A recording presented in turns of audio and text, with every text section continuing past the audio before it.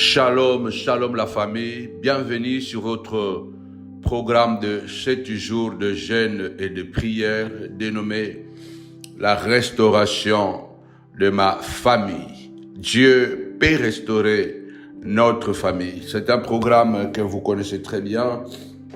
Chaque dernière semaine du mois, nous avons 7 jours de jeûne et prière. C'est vrai, je suis loin, mais avec la technologie, nous avons la possibilité de pouvoir nous connecter avec vous et vous accompagner. Je bénis Dieu pour la vie de chaque montagnard. Alors ce programme de jeûne et prière, 7 jours de jeûne et de prière, nous allons jeûner normalement à partir de minuit jusqu'à 18 heures. Et nous allons ouvrir notre jeûne ensemble. Donc notre programme, ça sera minuit à 18 heures. Et à 18 heures, nous allons être sur votre page Facebook Samuel Panzo Ministry. C'est là où nous allons être ensemble à 18 heures pour ouvrir le jeûne et prière ensemble. Et à 22 heures, comme aujourd'hui, donc c'est le premier jour, nous étions là à 18 heures. Et puis à 22 heures, nous entamons notre deuxième partie du programme de la journée de la prière et d'enseignement de 22 heures à 23 heures. Je voudrais rassurer une personne. On ne jeûne jamais assez. On ne prie jamais assez. Nous allons continuer à jeûner. Nous allons continuer à prier jusqu'à ce que le Seigneur nous appellera encore dans l'éternité. Il ne faut pas se dire que j'avais déjà jeûné, j'ai beaucoup jeûné. Il n'est toujours pas suffisant parce que le jeûne et la prière, c'est comme notre respiration. Nous vivons dans un monde d'adrénaline où la compétition est féroce, où notre adversaire, le diable, n'est jamais loin pour détruire, pour nuire, pour égorger. Alors, connectez-vous encore massivement parce que le thème est d'une importance capitale. Il s'agit de la famille, le patrimoine, la base la plus importante que Dieu ait donnée à l'homme. Alors, cette semaine, je déclare que Dieu va restaurer ta famille. Si tu crois, tu verras la gloire de Dieu. C'est Dieu qui a dit, je suis l'Éternel, hors de moi, il n'y a pas d'autre. J'ai la foi, alléluia, que la famille que Dieu t'a donnée est sacrée. Je voudrais vraiment dire à quelqu'un qu'il n'y a rien que Dieu ne peut pas résoudre. Qu'il n'y a rien que Dieu ne peut pas résoudre. Les derniers seront les premiers seront les derniers et les derniers peuvent être le premier. Ne crois pas que ta famille est si maudite que rien ne pourra plus se faire. On a dit, est-ce qu'il peut y avoir quelque chose de bon qui sortira de Nazareth? Bien-aimé, il est possible qu'il y a une destruction, maladie, il y a une destruction, perte d'argent, perte de conscience, je ne sais pas quoi, les enfants qui ne se marient pas ou qui se sont mariés mais qui ont des problèmes à l'infini. Je voudrais dire que quand on tourne le regard vers le Seigneur, la Bible dit le cœur est rayonnant de joie et le visage ne se couvrira pas de honte. Que Dieu regarde et voit les douleurs, les problèmes, les difficultés de ta famille. Comme il avait regardé au commencement, la Bible dit, il n'y avait que chaos, destruction, il n'y avait que l'informe, le vide, les ténèbres. Mais cela n'a pas poussé Dieu à désister de sa création. C'est Dieu qui t'a donné cet homme, c'est Dieu qui t'a donné cette femme, c'est Dieu qui t'a donné ces enfants, quels que soient les chaos qui va frapper ou qui a frappé ces dernières années ta maison. Je voudrais te dire que Dieu parlera encore. La Bible déclare, et Dieu dit, alléluia, et Dieu a vu, et Dieu a appelé. Dieu parlera encore. Dieu a dit, alléluia, et quand il a parlé que la lumière soit, la lumière finalement est apparu dans ce chaos, éclairer toute situation. Et finalement, Dieu a vu que la lumière était bonne et Dieu a séparé la lumière avec le ténèbre. Et après avoir séparé la lumière avec les ténèbres, la Bible déclare, Dieu appela les jours, la lumière jour et les ténèbres nuit. Il a parlé, Dieu parlera encore, Dieu verra encore et Dieu appellera. Dieu va voir dans ta maison. Alors, bien-aimés, connectez-vous, partagez. Nous serons là tous les jours pendant ces 7 jours à partir de 18h et à 22h. À 18h, nous sommes sur votre page Facebook Samuel Panzo Ministries, comme nous avons été là à 18h pour ouvrir le jeûne et prière ensemble. Et à 22h, nous sommes sur la chaîne YouTube Samuel Panzo TV afin de pouvoir écouter des enseignements, afin de pouvoir grandir et préserver nos familles. En tout cas, que mon Dieu vous bénisse abondamment. Pendant ces 7 jours, nous pouvons manger tout ce que nous voulons, mais toujours en quantité limitée. Donc, notre jeûne, comme d'habitude, à partir de minuit, nous allons commencer notre jeûne et prière. Et dans la journée, si vous avez soif, vous pouvez aussi boire de l'eau. Et à 18h, connectez-vous sur la page afin d'ouvrir le jeûne et prière ensemble. Je suis loin, mais maman et les enfants sont là-bas, les ouvriers sont là-bas, les diacres, les anciens, les diaconesses, elles sont là-bas. Et je crois que moi de loin, je vous accompagne. Et la grande clôture, ce sera ce dimanche. Bien-aimés dans le Seigneur, que mon Dieu vraiment vous bénisse abondamment. Où que vous soyez, comme d'habitude, je bénis toutes les familles de la montagne, de la prière. Alléluia. Donc notre jeûne a commencé aujourd'hui, lundi 22 et jusqu'au dimanche 28 janvier 2024. Alors avant tout, je voudrais d'abord rappeler que nous serons au Cameroun déjà à partir du 12 février. En tout cas, préparez-vous à tous les montagnards et montagnardes du continent, du 237, soyez vraiment dans la place parce que nous passerons des moments exceptionnels. Nous serons, bien aimé le Seigneur, présents à Kribi, à Douala et à Yaoundé. En tout cas, connectez-vous. Si vous avez besoin de plus de précisions, écrivez ou envoyez votre numéro sur nos divers téléphones afin que nous puissions vous additionner dans le groupe WhatsApp Montagnard du Cameroun. Et là, vous serez, bien aimé, vous recevrez des informations à temps et à l'heure. En tout cas, soyez dans la place. Je voudrais dire à quelqu'un, ne manquez pas à ces rendez-vous. Joignez-vous à nous, à ces puissants programmes qui transformera votre vie à jamais. Alléluia. Connectez-vous à ce programme et ce programme laissera une trace dans votre vie et vous vous en souviendrez encore plusieurs années plus tard. C'est la première fois que je viens au Cameroun, la montagne de la prière. Nous venons pour pouvoir donner aux chrétiens les armes adaptées dans ce combat spirituel. Retour à l'expéditeur, étranglement, El Tabera. Comment prier pour ses enfants? Il y a tellement de thèmes, bien-aimé le Seigneur. Réveillez, que Dieu réveille l'esprit des ennemis, de tes ennemis. Donc, personne ne peut entrer en contact avec nous et rester indifférent. J'ai croisé des gens, et je croise des gens encore jusqu'à aujourd'hui qui me disent que ça fait 40 ans que je priais, 30 ans que je prie. Je ne savais pas que je pouvais aussi prier comme cela. Oui, nous avons été témoins des souffrances, témoins des trahisons, témoins des complots, victimes, pas témoins, victimes des complots, victimes des trahisons. Nous avons vécu ce que nous prêchons, nous avons vécu ce que nous prions. Alors peut-être sur vous, vous n'avez jamais été trahi, vous n'avez jamais vécu les conséquences du complot, que vous n'avez jamais tout perdu, vous n'avez jamais vécu, bien aimé, la haine viscérale des hommes, la manipulation à un niveau scientifique spirituel. Alors peut-être ces prières ne vous concernent pas, mais si vous êtes victime de la sorcellerie ambiante, de complot démoniaque, satanique, alors ne manquez pas à ce puissant programme et Dieu va guérir, Dieu va délivrer. Dans ce programme, bien aimé, nous allons impacter les vies parce que c'est les dons que Dieu nous a donnés. Amener le malade, amener le problématique.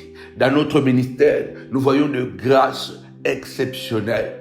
Des autistes être guéris. Nous voyons de résurrection de mort. Nous voyons tant de choses. Alors, à toute la grande famille de la montagne de la prière, du continent, en tout cas, nous arrivons d'ici les 12 février. Que mon Dieu vous bénisse vraiment abondamment au-delà de ce que vous pouvez penser et de ce que vous pouvez, bien aimé, demander à Dieu. La famille étant un élément le plus important de la vie de l'homme. Un jour, Jacob a dit, quand travaillerai-je pour ma famille?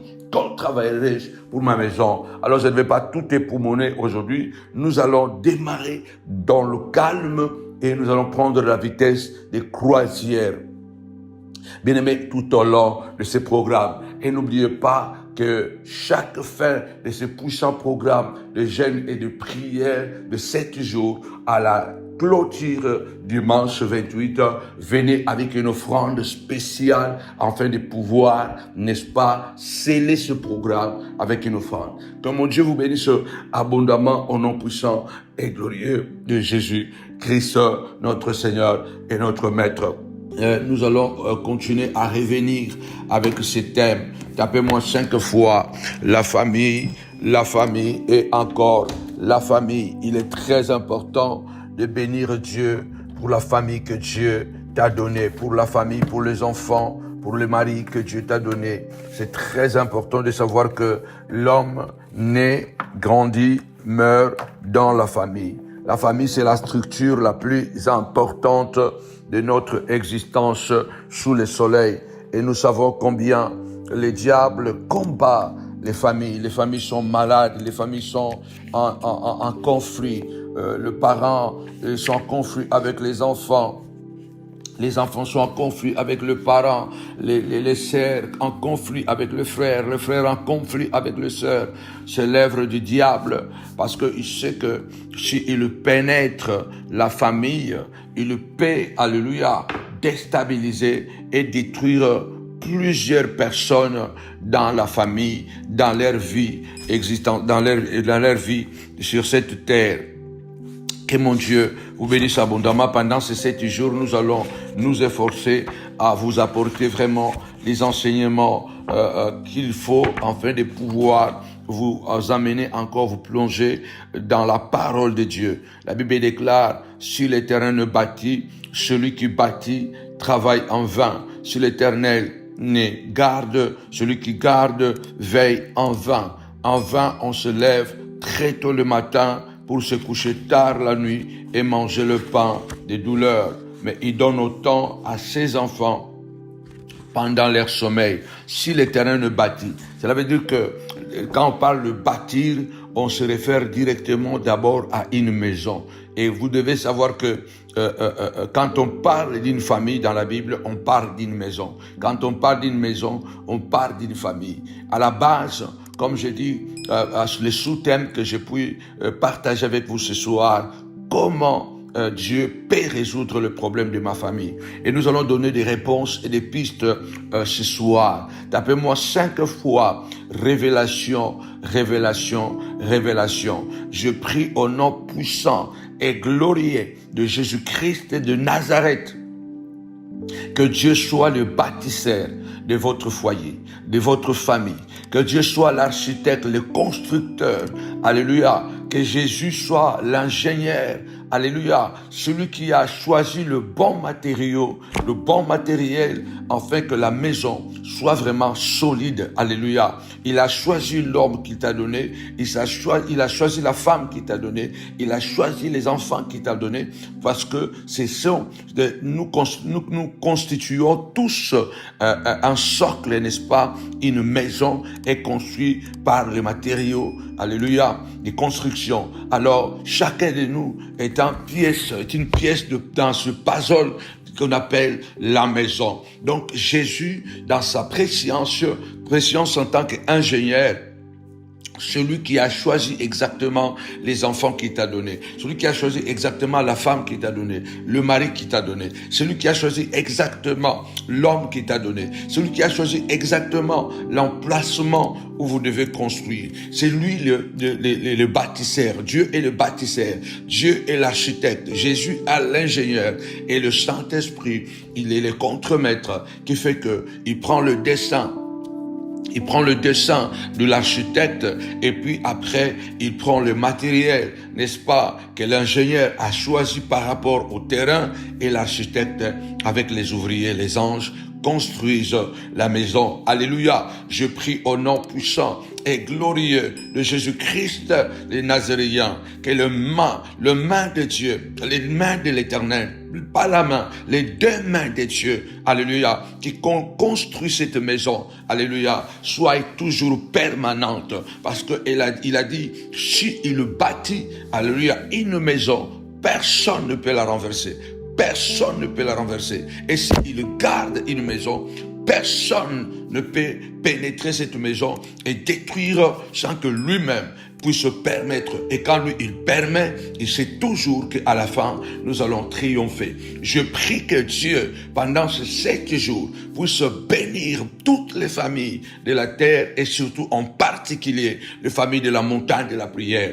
Faites une large diffusion de ce message pendant ces 7 jours de jeûne et de prière. Je demande à Dieu une chose, comme le Proverbe 16, verset 3 le dit, recommande à l'Éternel tes œuvres et tes projets réussiront. Proverbe 16, alléluia, verset 3, recommande tes œuvres à l'Éternel et tes projets réussiront. Au verset 4, l'Éternel a tout fait pour un but. Alléluia. Il a tout fait pour un but. Je prie au nom de Jésus. Recommande. Comment Dieu peut résoudre le problème de ma famille? Comment Dieu peut résoudre le problème de mes enfants? Comment Dieu peut résoudre le problème de mon mari? Comment Dieu peut résoudre le problème de mes enfants, de ma femme? Comment Dieu peut résoudre le problème de la maison qui nous manque?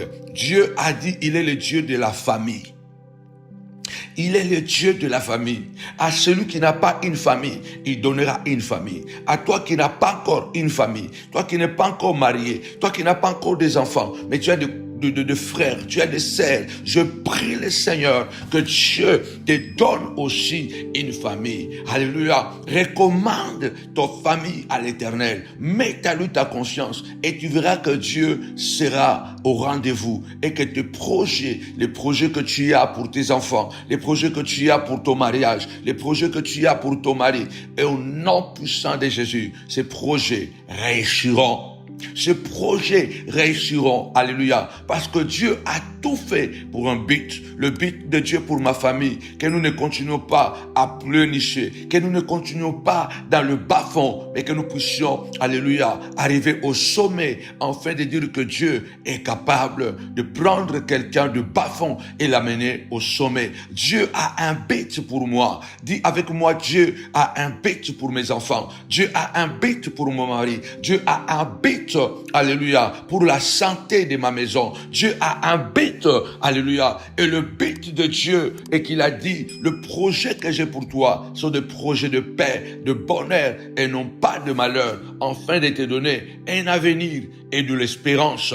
Le but de Dieu est que tu sois la tête et non la queue. Le but de Dieu est que tu sois en haut et non pas en bas. Le but de Dieu, alléluia. Dieu a un but, alléluia. Dieu a un but pour toi. Dieu a un but pour ta famille. Peu importe ce que tu traverses aujourd'hui, quand tu regardes dans la parole de Dieu, dans toutes les familles, de la première famille de Genèse dans le jardin, jusque dans la Nouvelle Alliance, toutes les familles ont eu des problèmes. Toutes les familles ont eu des combats. Il n'y a pas une seule famille qui n'a pas eu de combat. Adam et Ève ont eu des problèmes, des graves problèmes dans les jardins, des graves problèmes. Après le jardin, un des enfants est devenu assassin de son frère. Donc, vous allez voir que dans toutes les familles de la terre, il y a toujours eu des problèmes. Comme je vous enseigne qu'il n'y a pas de familles parfaites, mais il y a des familles excellentes, il y a des familles modèles. Des familles modèles, ce sont des familles capables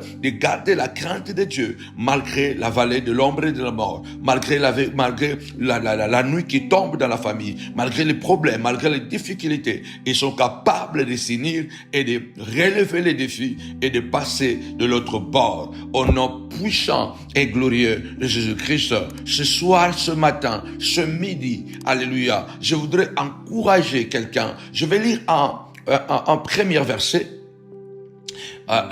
Tapez-moi 5 fois fondement, fondement, fondement. Une maison est solide parce que sa fondation est solide. Comment Dieu peut résoudre le problème de ma famille? Nous devons prendre Dieu et faire de Dieu, alléluia, faire de Dieu notre fondement. Laisser à Dieu, alléluia, la possibilité que Dieu puisse construire notre foyer, que Dieu puisse construire nos enfants, que Dieu puisse construire mon mari, ma femme, que Dieu puisse construire la destinée, l'avenir de nos enfants. Il faut que Dieu soit l'architecte, comme je l'ai dit au départ, qu'il soit, n'est-ce pas, l'ingénieur Jésus, et que le Saint-Esprit soit, n'est-ce pas, le contremaître avec les anges. Imaginez-vous, là où il y a Dieu, là où il y a Jésus, là où il y a le Saint-Esprit, là où il y a les anges, alléluia, les fleuves vont se soulever, mais la gloire de Dieu se manifestera toujours,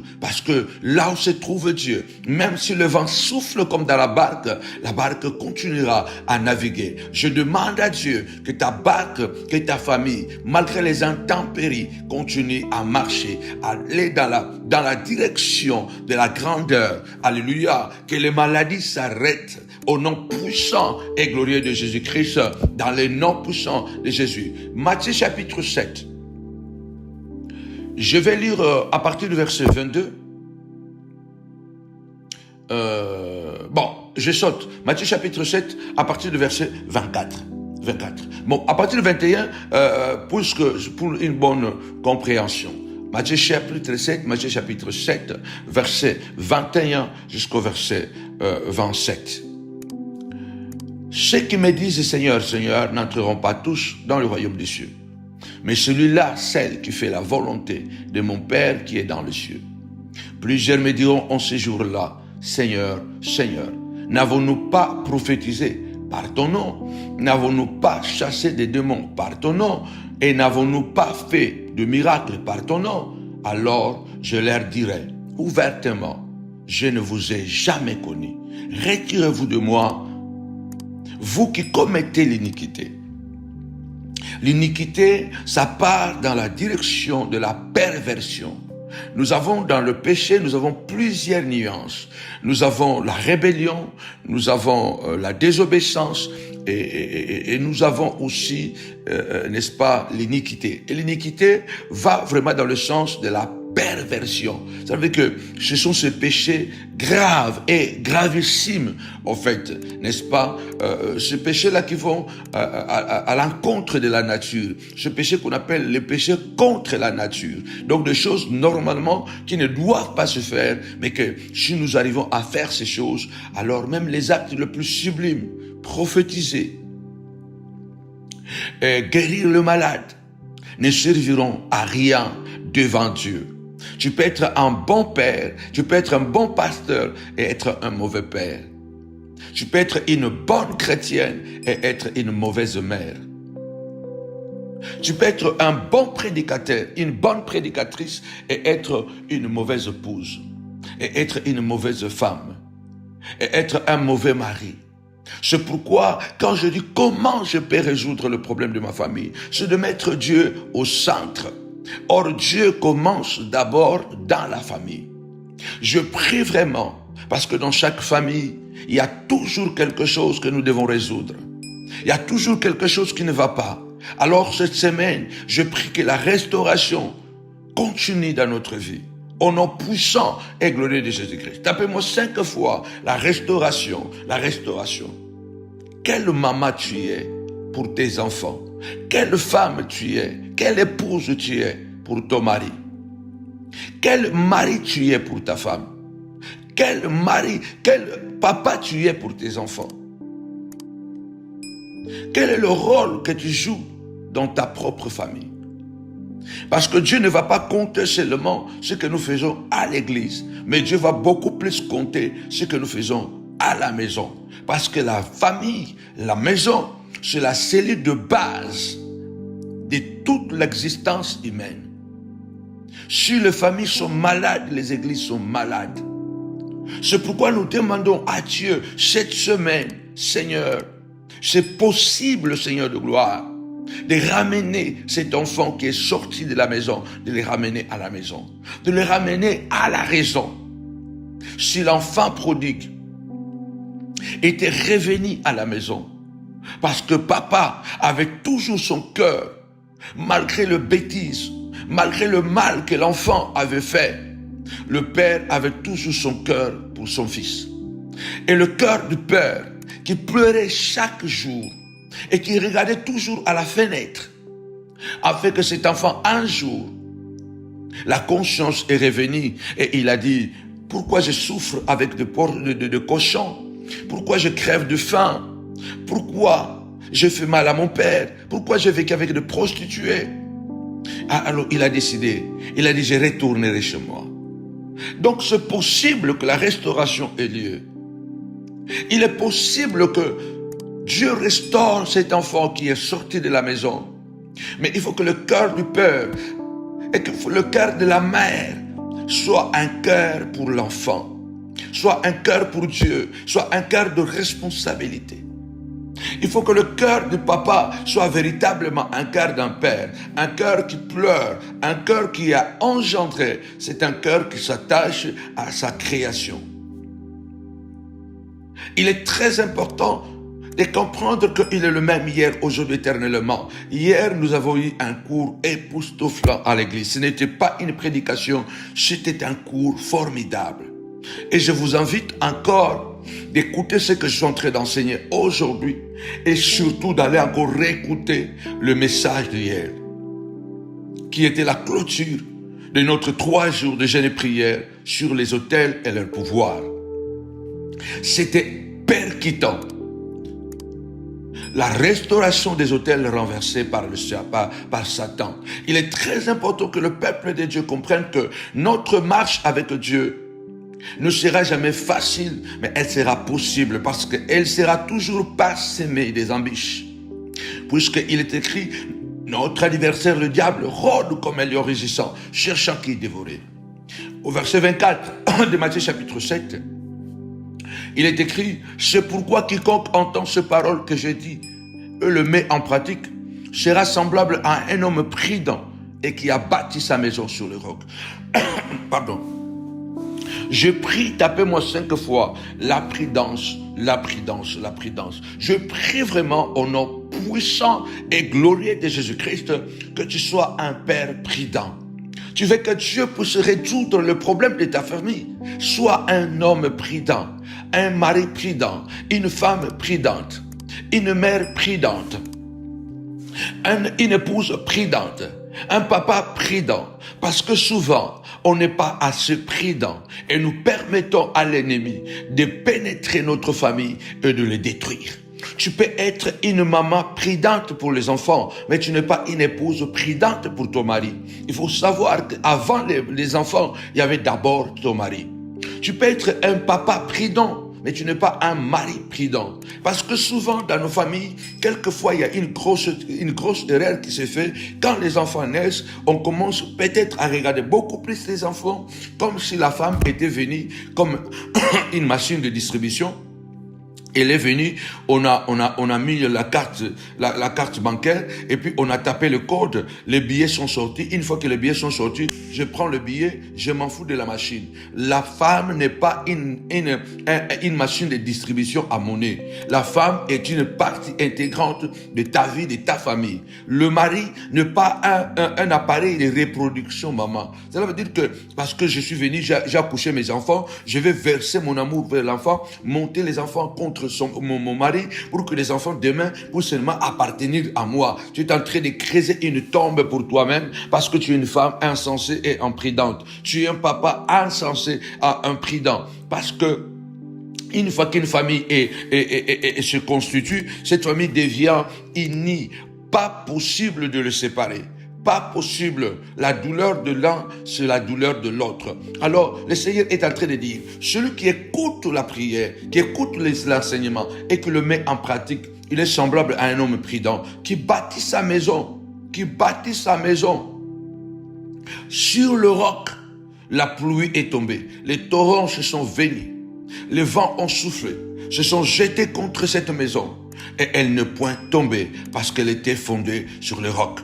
26. Mais quiconque entend ces paroles que je dis et ne le met pas en pratique sera semblable à un homme insensé qui a bâti sa maison sur le sable.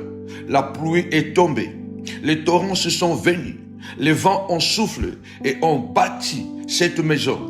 Elle est tombée et sa ruine a été grande. Vous voyez ici, bien-aimés dans le Seigneur, le problème ce n'est pas bâtir la maison. Le problème, c'est bien-aimés dans le Seigneur, c'est de pouvoir bâtir votre maison sur le fondement de la parole de Dieu. Il faut que la parole de Dieu soit la base de votre famille. Et Dieu va résoudre le problème de votre famille. Que ce soit la maladie, que ce soit le vent de divorce qui est en train de souffler, que ce soit les erreurs des enfants, que ce soit les erreurs de parents. Mais puisque Dieu est la fondation de cette famille, il va résoudre le problème. Parce que Dieu est un Dieu de solutions à tous nos problèmes. Les familles ont eu des problèmes lorsque l'imprudence a pris la place. Ève a été imprudente d'écouter le serpent et nous connaissons les conséquences. C'était la perte du jardin. Ils se sont retrouvés dehors. Ils ont commencé à faire des enfants. Et malheureusement, elle a encore été imprudente. Elle n'a pas compris les signaux, n'est-ce pas, de Caïn envers son petit frère Abel. Que Dieu nous fasse grâce. Comment Dieu peut résoudre le problème de nos familles? Il faut que nous soyons des acteurs et des détecteurs, des détectives.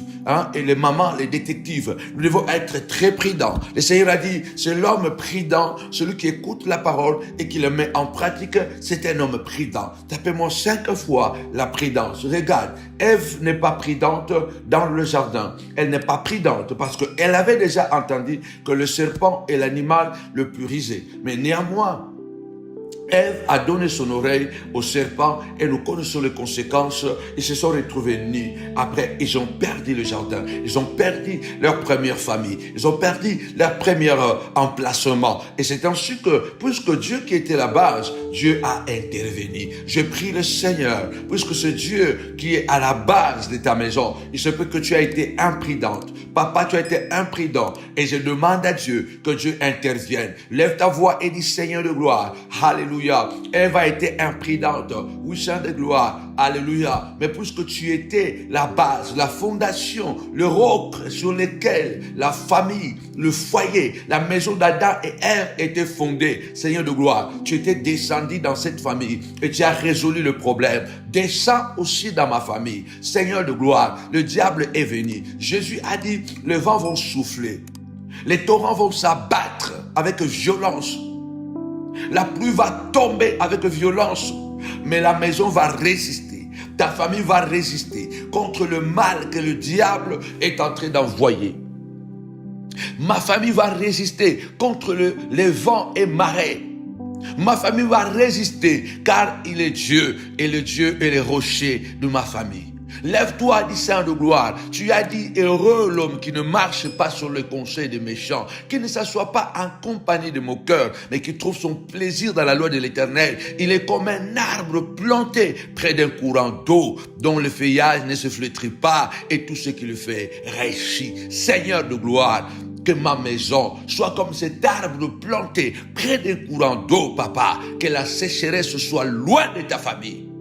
Que la sécheresse soit loin de ta maison. Et le Seigneur a dit, il a marché dans le jardin, malgré que le fondement, malgré que la désobéissance, malgré que le vent a soufflé dans le jardin d'Éden. Mais la Bible déclare, Dieu est descendu parce qu'il était l'auteur.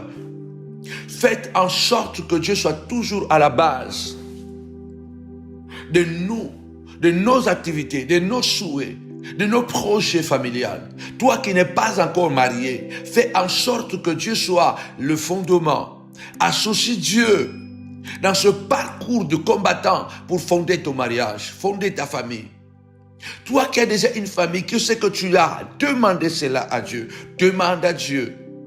Seigneur, descends, souffle un vent, manifeste-toi. Tu as marché dans le jardin pendant que la famille était dénudée, pendant que la famille était tombée. Mais tu as marché dans le jardin et tu as donné la solution. Seigneur de gloire, marche dans ma maison comme tu as marché dans le jardin d'Éden. Tapez-moi 5 fois, marche. Quand Dieu marche dans une famille, il trouve la solution. Il trouve la solution. Quand Dieu marche dans une famille, il donne les habits. Alléluia.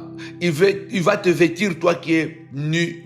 Quand Dieu marche dans une famille, il y a la guérison. Quand Dieu marche dans une famille, il y a la restauration. Quand Dieu marche dans une famille, il y a le relèvement, il y a le travail, le chômage fuit. Quand Dieu marche dans une famille, quel que soit le vent qui va souffler, la famille restera intacte.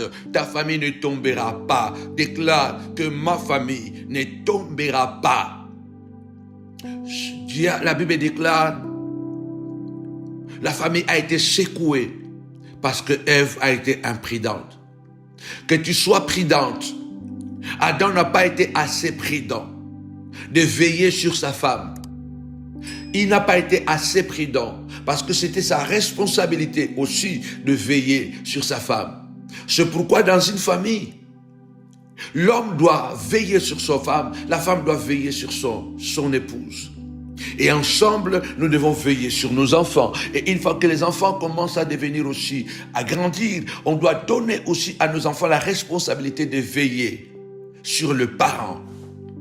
Il faut que les enfants apprennent aussi à veiller sur les enfants, sur le parent. Il n'y a pas que le parent qui doit veiller, sur les enfants.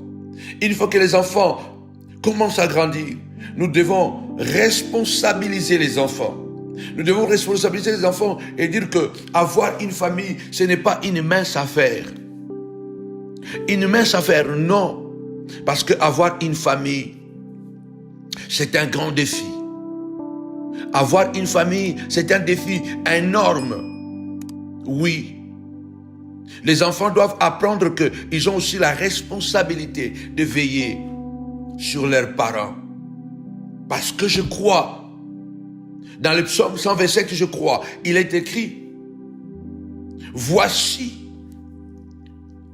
les fils sont un héritage de l'Éternel et le fruit des entrailles est une récompense. Comme des flèches dans la main d'un guerrier, ainsi sont les fils de la jeunesse. Il est très important, c'est là je crois où Salomon dit, si l'Éternel ne bâtit la maison, ceux qui la bâtissent travaillent en vain. Comment Dieu peut résoudre le problème de ma maison? Il faut que Dieu soit à la base. Il faut que Dieu soit le protecteur, le bâtisseur. En vain, vous allez vous lever très tôt le matin et coucher tard la nuit et manger le pain de douleur. Mais il en donne autant à ses enfants pendant leur sommeil. Il en donne autant à ses enfants. Il en donne autant à ses enfants pendant leur sommeil. Cela veut dire que tu vas voir qu'il y a des familles qui travaillent beaucoup. Ce n'est pas question de paresseux. Ils travaillent tellement beaucoup au point qu'ils ont oublié l'essentiel. L'essentiel est que la crainte de Dieu, la présence de Dieu doit être entretenue dans la famille. Comment Dieu peut résoudre le problème de ma famille? Attention, il y a des gens, Dieu nous a donné une famille, Dieu t'a donné une femme, Dieu t'a donné des enfants, Dieu t'a donné un mari, Dieu t'a donné des enfants. Mais sauf que tu travailles tellement au point d'oublier les cultes, au point d'oublier le moment de prière, au point de négliger. Nous négligeons l'essentiel. L'essentiel est que notre Dieu doit être entretenu. La Bible dit par manque de bois, le feu s'éteint. Nous devons entretenir le feu, la présence de Dieu dans la maison. Comment on peut entretenir la présence de Dieu dans la maison? C'est à travers la méditation, à travers les prières ciblées que nous sommes en train de vous enseigner chaque jour et toutes ces années, à travers les dialogues à la maison, à travers la paix à la maison, à travers, bien aimé Seigneur, le repos. La Bible dit, Dieu donne autant ses enfants pendant les repos. Il faut apprendre à s'arrêter en paix, à regarder ses enfants. Qu'est-ce que l'enfant a besoin? Est-ce que l'enfant a besoin de quelque chose à l'école? Est-ce que l'enfant a besoin d'ajouter un pull dans son garde-robe, dans sa garde-robe? Est-ce que l'enfant a besoin une nouvelle paire de baskets? Est-ce que l'enfant, il est très important de s'arrêter un peu. Il donne autant à ses enfants pendant qu'il se repose. Ce n'est pas pour rien qu'il a mis dans la loi. Ce n'est pas pour rien qu'il a mis dans la loi, 4e loi, dans le 10 commandements, le 4e commandement. Tu travailleras 6 jours et le 7e jour, tu te reposeras. Il faut qu'on se repose pour entretenir la présence de Dieu. La prière ensemble avant d'aller dormir. Imposer le main sur ses enfants. Imposer le main sur sa femme. Imposer le main sur son mari. Il est très important de pouvoir créer cette cohésion spirituelle et physique qui permet à ce que l'Esprit de Dieu puisse circuler fluidement au milieu de tous les membres composants d'une famille. C'est ainsi que Dieu va commencer et va continuer à résoudre le problème de nos familles. Parce que le problème ne manqueront pas, qu'on le veuille ou pas. Il a dit vous aurez, il n'a pas dit vous auriez. Jean chapitre 16, verset 33. Vous aurez des tribulations dans le monde, mais je vaincu le monde. Mais je vaincu le monde. Vous aurez des tribulations. Prenez courage, car je vaincu le monde. Vous aurez. Cela veut dire que le problème, on peut être en paix d'une manière ou d'une autre. Attendons-nous toujours que la pluie peut toujours tomber. La pluie, c'est l'image de ces choses-là qu'on ne maîtrise pas. On ne maîtrise pas le naturel. La pluie peut tomber, le vent peut souffler. Qui peut maîtriser le vent? C'est un langage, Matthieu chapitre 7, c'est un langage que le Christ est en train de dire, qu'il y aura des choses qui vont venir, que nous ne contrôlerons pas, que nous ne serons pas capables de maîtriser, que nous ne serons même pas capables de prévenir ou de prévoir. C'est impossible de prévoir certaines choses, même quand nous marchons avec Dieu, même quand nous marchons dans la crainte de Dieu, dans la sainteté, il y a des choses qui sont imprévisibles. Tapez-moi 5 fois, imprévisible, imprévisible. Il y a des choses qu'on ne peut pas prévoir. On ne prévoit pas un accident, on ne prévoit pas que son fils puisse commettre un tel péché, puisse commettre un tel mal. On ne prévoit pas. C'est ce que Jésus appelle la pluie, le vent et le torrent. La Bible dit le vent souffle où il veut quand il veut. C'est le Seigneur qui l'a dit. Que le vent souffle où il veut quand il veut. Le mal souffle où il veut quand il veut. C'est pourquoi la seule solution, le seul critère, la seule stratégie que nous avons pour que Dieu continue à résoudre nos problèmes de famille, il faut que nous puissions entretenir sa présence dans notre maison. Il faut que le feu de sa présence continue à être allumé à travers la prière, la participation à nos cultes, servir Dieu. Il a dit, bien-aimés des Seigneurs, vous servirez l'Éternel.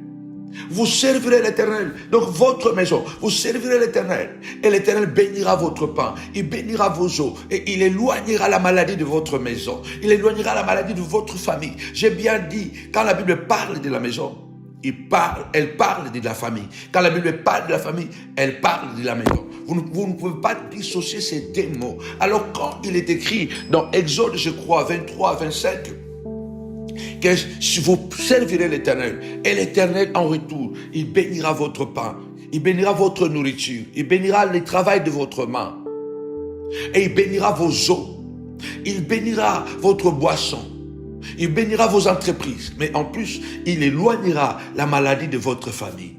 Cela veut dire que nous devons servir le Seigneur. Nous devons entrer dans une dimension de servir. Nous devons passer cette dimension d'être servis, mais que puissions accéder à cette dimension de servir. Vous servirez l'Éternel, votre Dieu. C'est pourquoi, en retour, l'Éternel bénira votre pain, il bénira vos eaux. Et le troisième élément, il éloignera la maladie de votre famille.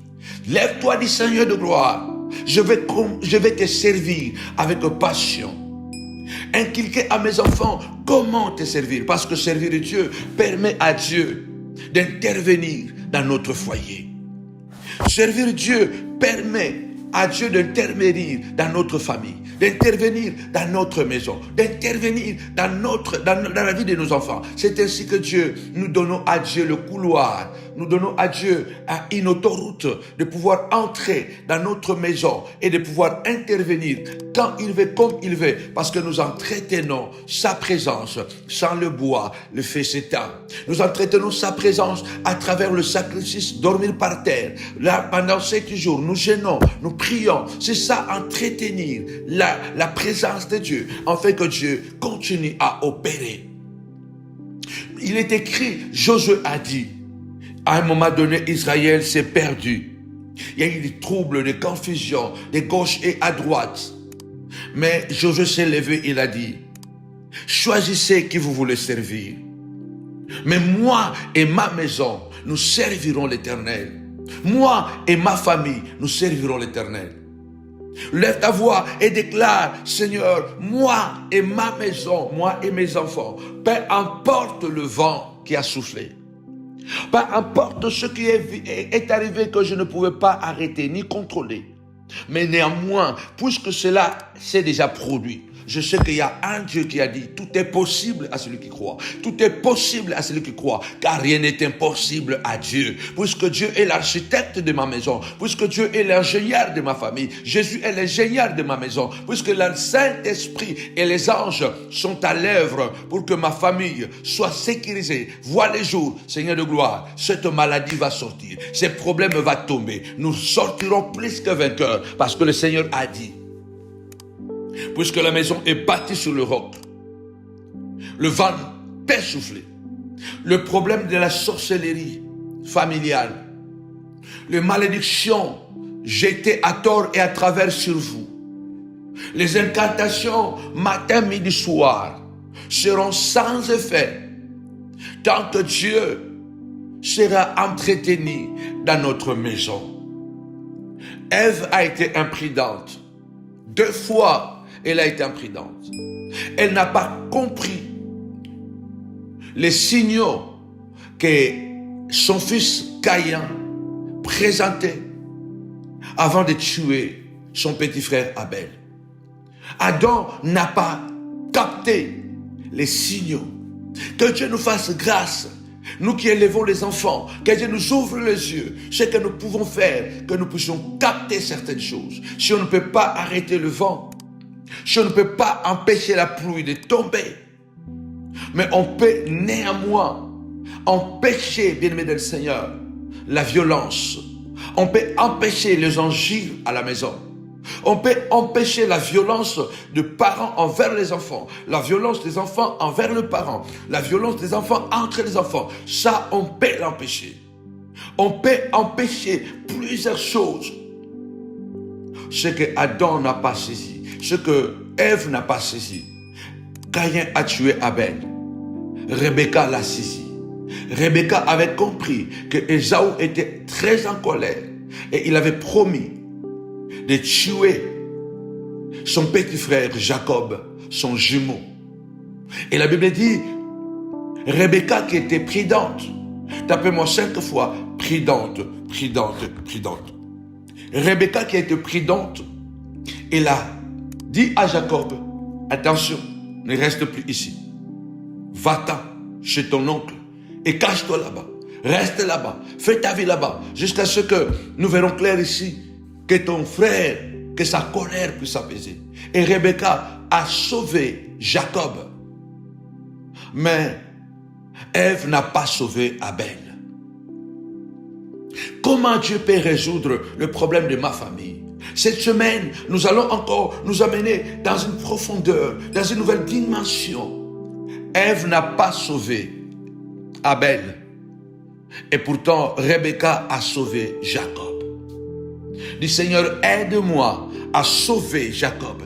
Aide-moi à sauver Abel. Je ne veux pas me retrouver être le parent de l'assassin et le parent de la victime.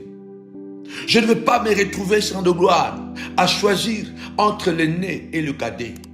Je ne veux pas me retrouver dans une position délicate de choisir entre la grande sœur et la petite sœur. Au nom puissant et glorieux de Jésus-Christ. Dans des familles, il y a des choses où les enfants sont maltraités, où les enfants sont mal élevés. Or, la Bible dit, bien-aimés dans le Seigneur, les enfants, ce sont des flèches. Dans la main du papa et maman, les enfants sont des flèches. Une flèche est une arme de guerre. Comment je peux résoudre le problème de ma famille? Attention, ne maltraite pas les enfants. Il faut que tu aies toujours le bâton et la houlette. Le bâton, c'est la correction, être sévère. Et en même temps, tu as l'amour capable de récupérer ton enfant. Si l'enfant ne voit que le bâton, cet enfant, tu le pousses à la rébellion. Si une fille voit que le bâton, il voit que la correction, la sévérité, on est toujours sévère, ça non. On n'a jamais dit oui, attention. Nous poussons ces enfants à la rébellion. Ils deviennent dangereux parce qu'un enfant est une épée. Une arme mal maîtrisée ou mal utilisée peut créer de dégâts dans une famille. Vous n'avez jamais appris que des gens qui ont mal manipulé leurs propres armes et leurs armes les ont tués. Ta propre arme peut te tuer. Ta propre arme peut te tuer. La Bible déclare, Jésus a dit, vers la fin, il y aura des temps difficiles. L'homme aura comme ennemi les gens de sa propre famille. Le père se lèvera contre l'enfant, l'enfant se lèvera contre le papa, les filles se lèveront contre la mère, la belle-mère contre la belle-fille. Le Seigneur l'a prévenu. Alors, si nous voulons que cela ne se produise pas, sachons que les enfants, ce sont des armes dans une maison. Un enfant peut devenir dangereux pour sa maman, un enfant peut devenir dangereux pour son père, un enfant peut devenir dangereux pour ses frères et pour ses sœurs. Et le diable est maître dans cela. Et le père a de grandes responsabilités. Parce qu'un père est un repère. Lève-toi, dit Seigneur de gloire, fais-moi grâce. Que les armes que j'ai fabriquées ne se retournent pas contre moi. Je prie au nom puissant de Jésus. Que personne ne puisse connaître la douleur de Ève. Que dans ta famille, que dans ma famille, qu'il n'y ait pas de Caïn. Que l'esprit de Caïn soit détruit au nom de Jésus. Que dans ma maison, que dans ma famille, que l'esprit de Ésaü, l'esprit de conflit, le petit frère qui veut voler la bénédiction du grand frère, le grand frère qui veut persécuter le petit frère, parce que le petit frère a le succès plus que le grand frère. Au nom puissant et glorieux de Jésus-Christ, c'est ces esprits que nous voulons détruire cette semaine et demander la restauration. C'est pourquoi je vous encourage d'acheter les livres de comment prier pour ses enfants, parce que je révèle plein d'astuces. Lève-toi, dit Seigneur de gloire, que l'esprit de Caïn n'entre pas chez moi dans ma maison. Que l'esprit de Caïn, l'esprit de Ésaü n'entre pas dans ma famille. L'esprit d'Ésaü ne doit pas entrer dans ma famille. Au nom puissant et glorieux de Jésus-Christ. L'esprit de Jacob, la sœur qui veut voler le mari de la petite sœur, ou la grande sœur qui veut voler le mari de la grande sœur, ou la grande sœur qui est jalouse de la petite sœur, ou la petite sœur qui est jalouse de la grande sœur, ou le petit frère qui est jaloux du grand frère, ou le grand frère qui est jaloux du petit frère. Au nom puissant de Jésus-Christ, que cet esprit-là sort de cette famille. Et que tous les montagnards du monde entier, que le pouvoir du ciel pénètre les maisons, pénètre les familles. Un père est un repère. Quand le père se perd, la marche devient difficile. C'est la perte de toute la famille. Je répète bien, un père est un repère. Si un père se perd, la marche devient difficile. La maison devient désorientée. Quand vous lisez la Bible, nous allons le faire pendant cette semaine. Le choix de Lot comme père a hypothéqué la vie de tous ses enfants. Ils ont été brûlés à Sodome et à Gomorrhe à cause de la décision de Lot. Tu ne peux pas imaginer combien tes décisions peuvent impacter positivement et négativement ta famille pour toujours. Lève ta voix, tape-moi 5 fois. Repère, repère, repère. Dis Seigneur de gloire, je suis un repère pour mes enfants. Maman, dis Seigneur, je suis un repère. Je suis un repère. Il faut que mes enfants me regardent comme un signe, afin qu'ils marchent, qu'ils aient la vision, qu'ils aient l'orientation au nom de Jésus. Quand les enfants te regardent, quand les enfants regardent maman, quand les enfants regardent papa, ils voient leur avenir loin au nom puissant et glorieux de Jésus-Christ. Lève ta voix, dis Seigneur de gloire, quand les enfants me regarderont, qu'ils voient loin. Parce qu'un père est un repère. Un père est un repère. Quand les enfants te regardent, ils se voient grands. Ils voient qu'ils sont en train de devenir ministres. Ils voient qu'ils sont en train de devenir des grands philosophes. Ils sont en train de devenir des grands bailleurs de fonds. Ils sont en train de devenir des présidents de la République. Ils voient, le repère permet à ce que quelqu'un ne se perde pas. Quelqu'un puisse atteindre sa destinée. Je prie au nom puissant et glorieux de Jésus-Christ que les parents soient réellement des repères. Au nom de Jésus, déclare avec moi, je suis un repère. Je suis un repère. Parce que mes enfants doivent me regarder et aller plus loin, terminer leurs études. Il y a des parents, quand les enfants nous regardent, ils voient la mort. Quand les enfants nous regardent, ils voient la difficulté, ils voient la souffrance, parce que nous inspirons que le mal vers les enfants, envers les enfants. Il faut que la marche de nos enfants soit facilitée par notre capacité d'être réellement de vrais repères. Par notre capacité d'être réellement de vrais signes de Dieu. Il faut que ton enfant te regarde et qu'il dise que Dieu est vivant. Sois un arc-en-ciel pour tes enfants. Tape-moi 5 fois l'arc-en-ciel, l'arc-en-ciel. Nous sommes dans 7 jours de jeûne de prière. Ce lundi jusqu'à dimanche 24 et dimanche sera la clôture. Venez avec un mouchoir de ta famille. Nous allons bénir un mouchoir. Viens avec un mouchoir. Je crois à la puissance symbologique. Dis Seigneur que je sois un arc-en-ciel pour mes enfants. Il y a des parents qui sont des arc-en-ciel. La Bible dit, Dieu a dit, quand je serai en colère et que je verrai l'arc-en-ciel, ma colère s'apaisera. À cause de l'arc-en-ciel, la pluie, le déluge ne tombera plus sur la terre. Il faut que tu sois l'arc-en-ciel de tes enfants, maman, papa. Tu sois par qui, lorsque le mal vient, tu es l'arc-en-ciel. Et les enfants peuvent compter sur toi, que tu es un bouclier qui empêche le mal de les emporter. Malheureusement, beaucoup de parents n'arrivent pas à être l'arc-en-ciel. Tapez-moi 5 fois l'arc-en-ciel. C'est toi qui dois empêcher le mal de toucher tes enfants. Mais c'est toi qui parles le mal de tes enfants. C'est toi-même qui vends tes enfants à gauche et à droite. Les voisins ne respectent pas tes enfants parce que c'est toi-même qui dénigre tes enfants auprès des voisins. Ta propre famille ne respecte pas tes enfants parce que c'est toi-même qui dénigre tes enfants. C'est toi-même qui parles le mal de tes enfants. Sois un sabbat. Sois le sabbat de tes enfants. Le sabbat est symbolisé par le repos. Sois le repos de tes enfants. Sois le repos de tes enfants. Je prie pendant ces 7 jours que tu sois l'arc-en-ciel, que tu sois le sabbat, le repos de tes enfants. L'enfant peut dire que je m'appuie sur maman et je trouve la paix.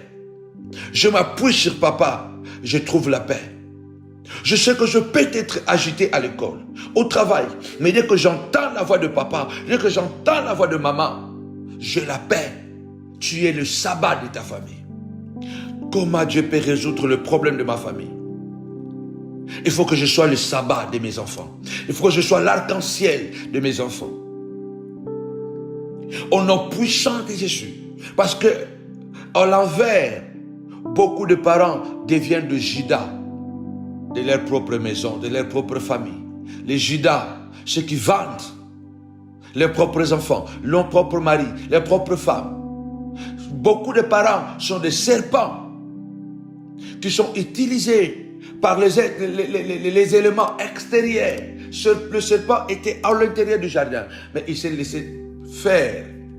Il a permis que le diable entre par lui afin de détruire le jardin. Il ne faut pas que tu sois le serpent de ton jardin. Il ne faut pas que le mal entre par toi. Beaucoup d'enfants aujourd'hui tombent enceintes parce qu'elle est maltraitée chez elle à la maison. Beaucoup d'enfants abandonnent la maison familiale avant l'âge parce qu'ils n'en peuvent plus. Ils n'en peuvent plus de voir le parent se disputer matin, midi, soir. J'ai horreur de ça. Je demande toujours à Dieu de continuer à me donner la force de donner aux enfants une belle image. Car une image vaut 1000 mots. Une image parle plus forte que 1000 mots. Une image reste imprégnée facilement dans notre esprit, même dans notre subconscience, plutôt que les paroles dites en l'air. Il faut que nous soyons cet arc-en-ciel-là, ce sabbat-là, ce repos-là, cette protection-là, mais nous ne soyons pas des serpents, que c'est par nous que les enfants se sont égarés. Que chacun de nous fasse une sorte d'introspection. Pourquoi mon fils a réagi comme ça? Qu'est-ce que j'ai raté? Et si tu comprends que tu n'as pas raté quelque chose, tu considères que c'est un vent. Parce que le Seigneur a dit, quand tu construis une maison, attends-toi que le vent va souffler. On ne peut pas contrôler le vent. On ne peut pas contrôler la pluie. Si ce n'est pas la pluie, si ce n'est pas le vent, mais cela veut dire que c'est quelque chose qui est parti de toi. Tu comprends que l'enfant a réagi comme ça à cause de toi. Alors, corrige cette erreur-là. Demande pardon à l'enfant. Même si tu es papa, j'ai appris à mes enfants qui peuvent tout me dire. J'ai appris à mes enfants. Je demande pardon à mes enfants depuis qu'ils sont petits. Il faut que tu saches que plus tu montres sur ce côté simple, humble d'un père qui peut aussi s'humilier pour pouvoir gagner son enfant, ça prend beaucoup plus à ton enfant, plus que de rester toujours sous l'attaque. Le Seigneur qui nous a rachetés, Jésus, il a quitté le trône. Il est venu sur la terre, il s'est emprisonné dans un corps humain. C'était humiliant pour un Dieu d'entrer dans un corps humain, d'avoir faim, d'avoir sommeil, de fatiguer, de pleurer. Parce que le Bible dit Jésus a pleuré, Jésus a eu faim, Jésus a fui. Il a fui quand qu'il était petit, à travers de ses parents qui devaient fuir à Hérode, partir en Égypte. Il a fui déjà quand il a commencé le ministère, il a fui. Un Dieu qui fuit. Mais tout ça, il fouillait parce qu'il voulait te sauver. Il fouillait, il a eu faim, il a pleuré parce qu'il voulait te sauver. Papa, maman, n'hésite pas de pleurer quand il le faut pour gagner ton enfant. Ne pense pas que tu es en train de perdre quelque chose, ta dignité. Dieu n'a pas perdu sa dignité, même lorsqu'il était resté nu à la croix. Il a conservé sa dignité. Parce qu'un enfant n'a pas de prix. On peut acheter tout ce qu'on veut, mais on ne peut pas acheter un enfant. Comment Dieu peut résoudre le problème de ma famille? Comment Dieu peut restaurer ma famille? Je vous donne des clés.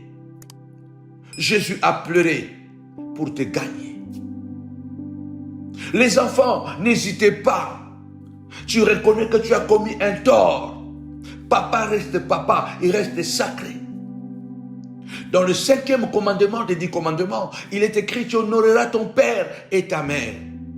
Le seul commandement qui est rattaché à une promesse, afin que tu vives longtemps sur la terre. La vie d'un enfant, la survie d'un enfant, la longévité d'un fils dépend de son obéissance, de son respect, de l'honneur qu'il donne à ses parents. La longévité d'un enfant dépend de l'attachement qu'il a avec son père, avec sa mère.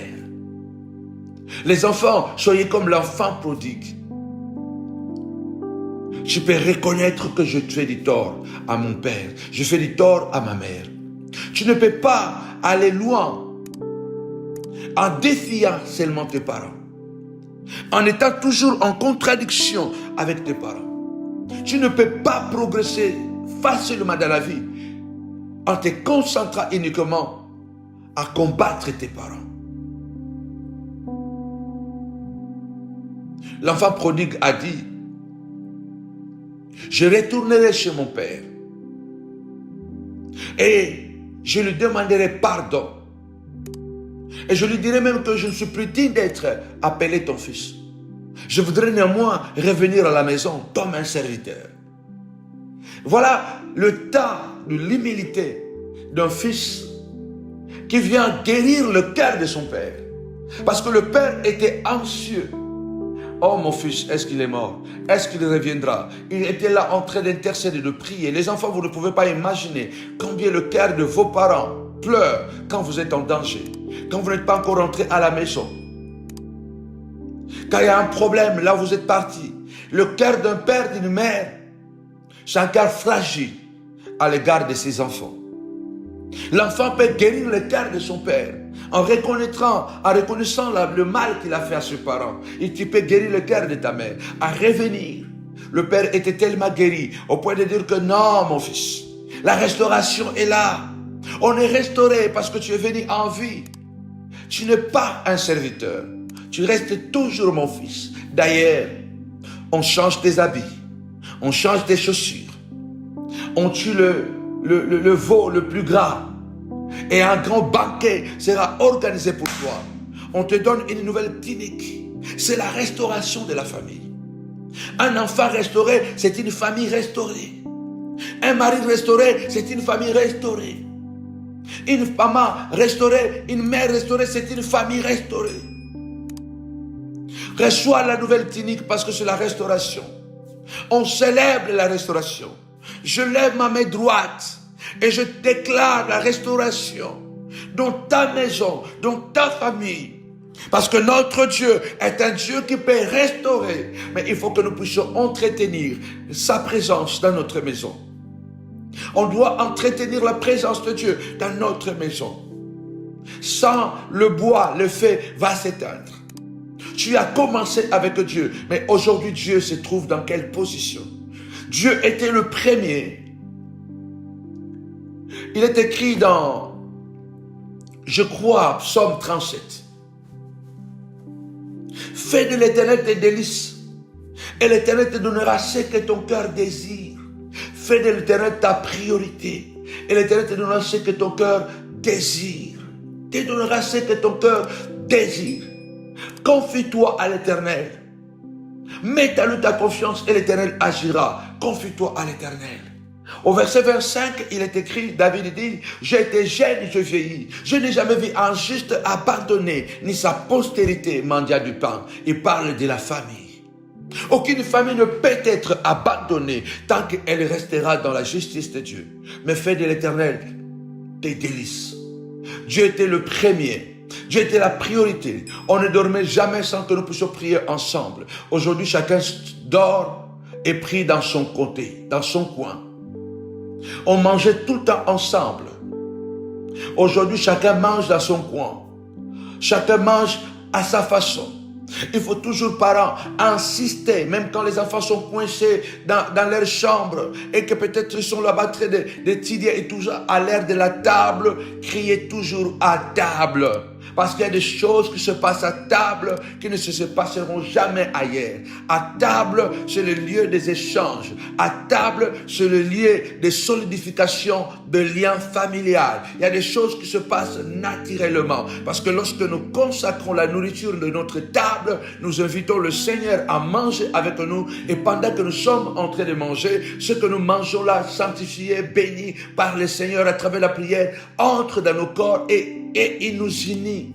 Parce que ce qui est consacré à Dieu est en communion avec Dieu. Ce qui est consacré aux démons est en communion avec les démons. Tu ne peux pas imaginer que manger ensemble, comment cela peut solidifier votre famille. Parce que le repas que vous consacrez à Dieu devient la sainte scène de chaque soir.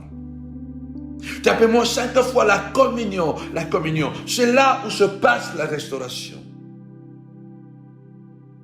Il est très important de comprendre que Dieu, il est le Dieu de toutes les familles de la terre. Il est le Dieu qui peut restaurer et qui va encore restaurer. Dieu était en première place. Aujourd'hui, Dieu est devenu le dernier. Mettez Dieu en priorité. Le vent va souffler.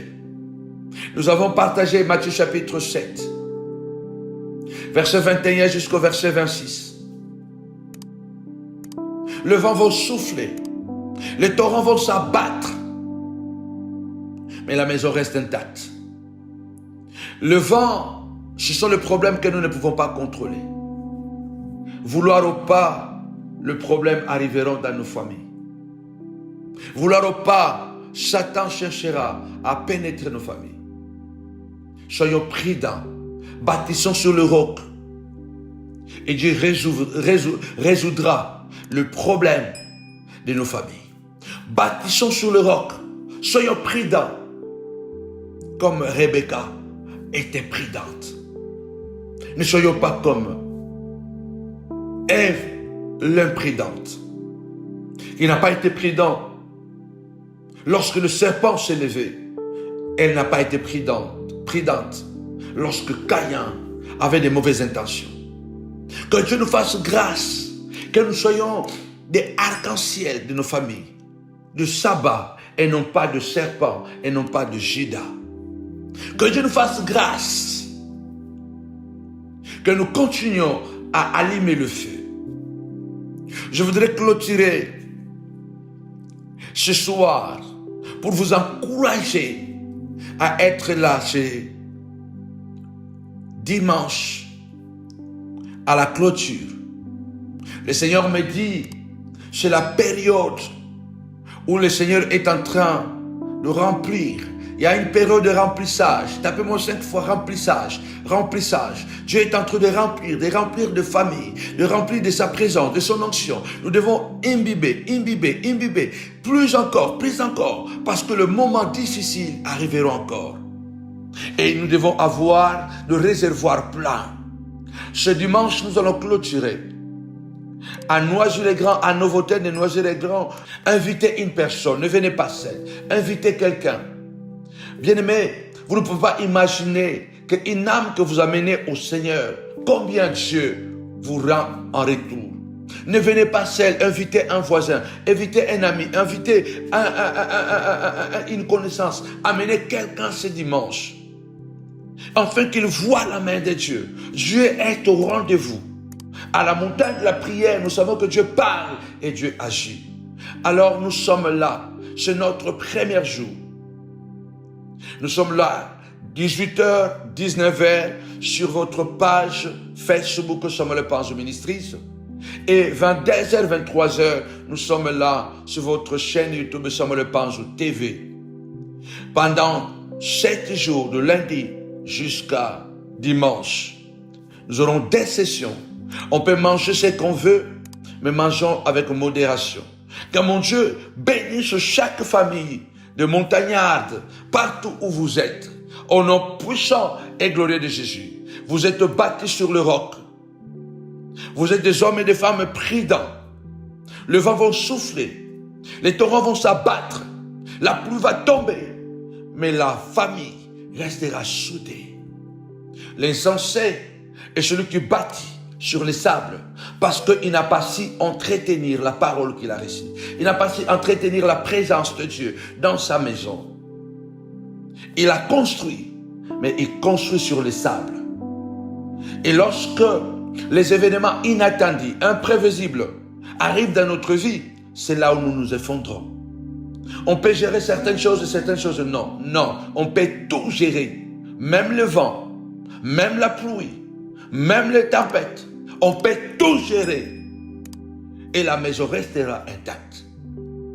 Que la grâce du Seigneur bénisse chaque famille.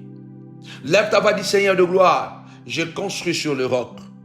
Ma maison est bâtie sur toi, le rocher des âges. Aucune pluie, aucun vent, aucun torrent, aucune tempête ne fera tomber ma maison. Au nom puissant et glorieux de Jésus-Christ.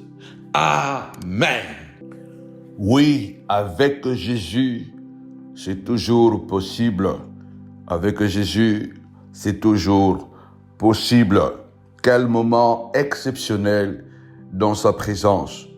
Et nous rappelons encore que nous sommes en jeûne et prière 7 jours du 22 janvier 2024 au dimanche 28 janvier 2024. Chaque jour, nous y serons. À 18h, nous ouvrons le jeûne et à 22h, nous sommes à la chaîne YouTube Samuel Panzo TV. Donc, à minuit, à la maison, faites votre prière, entrez dans votre jeûne et prière. Et à 18h, sur la page Facebook Samuel Panzo Ministry, nous ouvrons ensemble notre jeûne et prière. Et ensuite, à 22h, à la chaîne YouTube Samuel Panzo TV, nous nous connectons pour un moment fort d'enseignement comme aujourd'hui et de prière. La famille reste la cellule de base de toutes les nations. Et que mon Dieu soit vraiment au rendez-vous et que le ciel demeure ouvert. Nous rappelons que nous serons au Cameroun à partir du 12 février. Nous serons dans ces 3 villes, Kribi, Yaoundé et Douala. Je répète, ne ratez en aucun cas ces puissants programmes. Joignez-vous à nous car ce programme laissera des traces dans votre vie. Car nous viendrons avec une grâce particulière.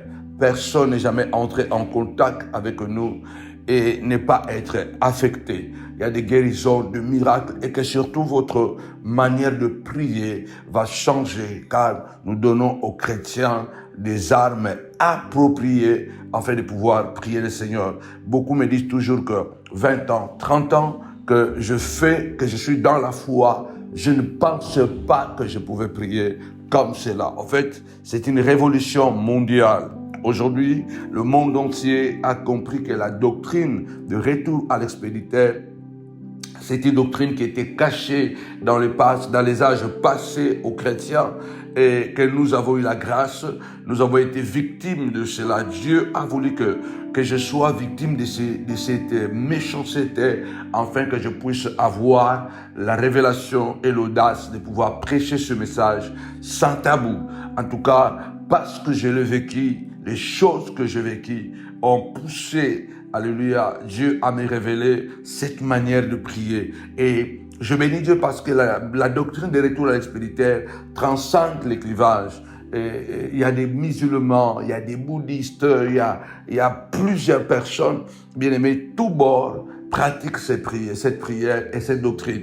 Et je suis convaincu que le plus important est qu'ils prononcent le nom de Jésus.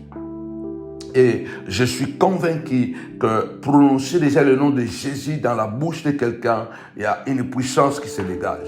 Alors, nous venons vraiment au continent, que tous les continents se mobilisent et soient ensemble avec nous pendant ce moment, de prière, de délivrance, de miracle. Et nous bénissons Dieu parce que nous aurons le temps de vous recevoir aussi en privé. Soyez bénis, soyez encore bénis. Je vous donne rendez-vous encore demain à 18h sur votre page Samuel Panzo Ministry et à 22h sur votre chaîne YouTube Samuel Panzo TV. Que mon Dieu vous bénisse abondamment au nom puissant et glorieux de Jésus-Christ. Gênez, priez et bien-aimés pour ne pas tomber dans la tentation. Dieu peut restaurer ta famille et Dieu est capable de le faire. Au nom de Jésus. Amen. Avec Jésus, encore, c'est toujours possible. Avec Jésus, c'est toujours possible. Soyez bénis. Bye bye.